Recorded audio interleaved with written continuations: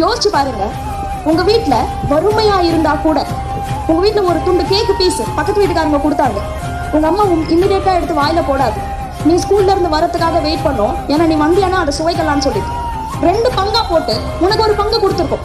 அதை எடுத்து வாயில போட்ட உடனே உனக்கு அந்த சுவை பிடிச்சிருக்கு. உங்க அம்மா முன்னாடி உங்க அம்மாவோட பங்கு ஒரு நிமிஷம் கூட உன் மனசு யோசிக்காது, அம்மா சூப்பரா இருக்குமான்னு சொல்லிட்டு அதையும் எடுத்து வாயில போட்டுக்கிற நாக்கு நம்மளோட நாக்கு. ஒத்துக்கிறியா இல்லையா? ஒத்துக்கிறியா இல்லையா?